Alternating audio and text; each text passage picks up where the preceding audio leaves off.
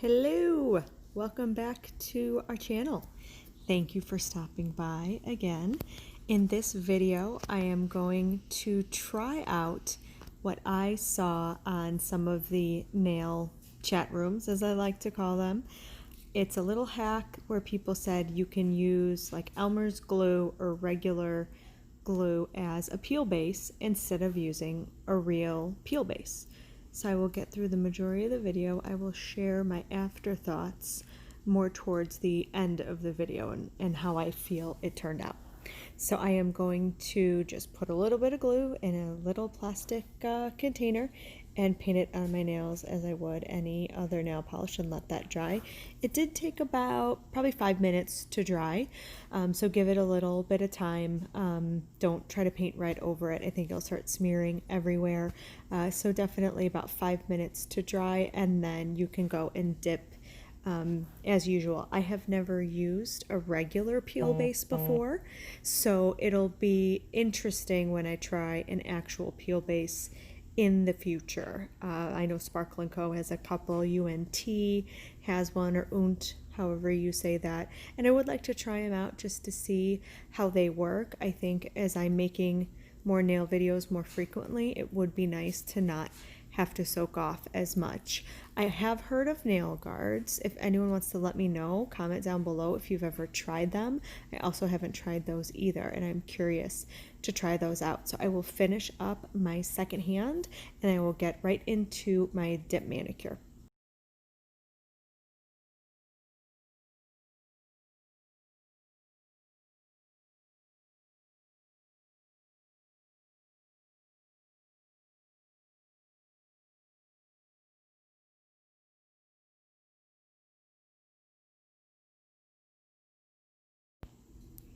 All right, so I'm back. I let my Elmer's glue dry, and there it is, my very fancy clear glue. Believe it is from the dollar store, only the best for me and my nails, of course.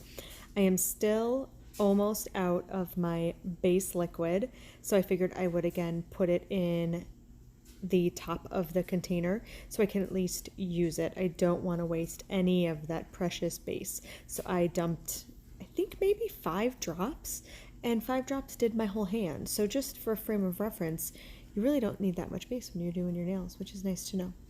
The color I'm using is Enchanted by Revel. It is amazing. This is my first time using it, and it is very similar to Bubbly, which I've used before, which goes on like a dream, as this one does. I am going to just hand file in this video also, if you want to stay tuned. The Enchanted was so easy to work with and so fine, and the layers were so nice and even that I felt like it was a great opportunity to just hand file. So this Enchanted, it has a beautiful shimmer. It definitely is on the purple side. Bubbly is pink and Margot is like a white iridescent glitter in there.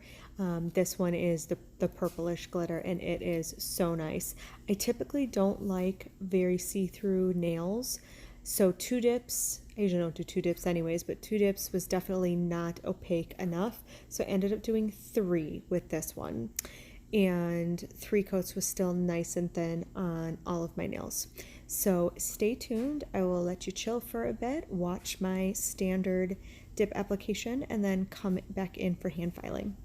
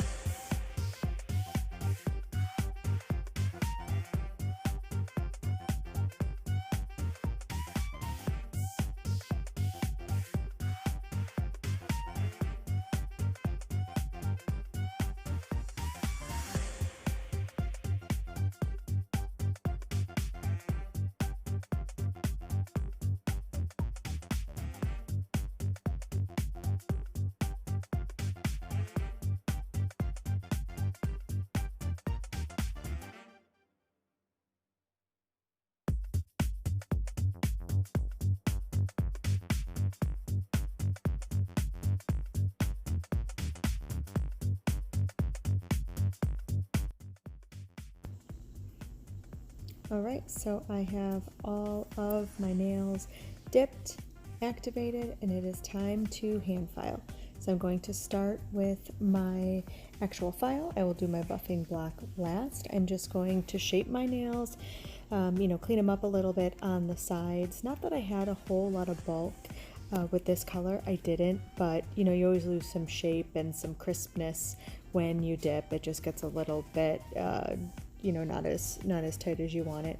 So I will clean up the sides here, and I have not just hand filed in quite some time. Ever since I had my drill, I exclusively used the drill. So it was a little like a fish out of water. I hadn't done it in so long, but thankfully this didn't really need much filing at all. The cuticles were really, really smooth, and all of the surface of the nails was smooth too. So it was really just a little bit of buffing. So I'll let you watch that and enjoy.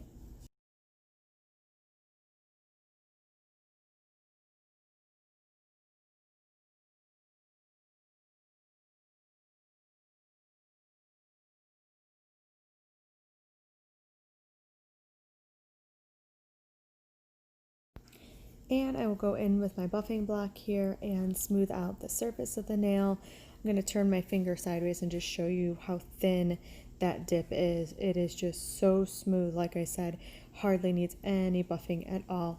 So I will use my buffer block, but keep in mind when you use a buffer block, you are really smoothing out the nails. So if you're going to do a gel top coat, you have to rough it up again a little bit more. And the best thing to use for that is going to be your drill. So I will go back in and use my drill just to rough up my nails.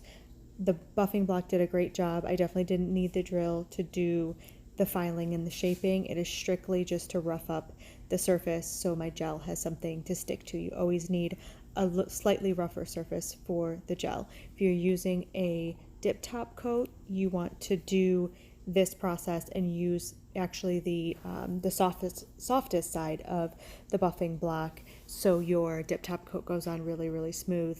And you will also use a second coat of activator after you do all your buffing, but I always skip that because I do the gel top coat. I say that every time. So I will just go in here and get all around my cuticles. That's probably the toughest part to get when you're hand filing, and that's when people might notice that they are really, taking chunks out of their cuticles or really getting rough on their cuticles, is when you have a lot of buffing to do in that area, because it is so hard to get in that little crevice right there with a buffing block, or even with a file. Files are a little bit easier, but it can still be tough and you can still jack up your cuticles pretty good. I know I've done it a million times. I've done it with my drill. Even I've made, mistakes and definitely clipped myself and bled. So you can really do it anytime, but I find that the drill just makes the whole process faster and easier for me, and it's very forgiving when you have your lumps and bumps if you're working with difficult colors. So I will finish up with my buffing block here, and then I'm going to go back in with my drill and make them a little bit rough. Keep watching.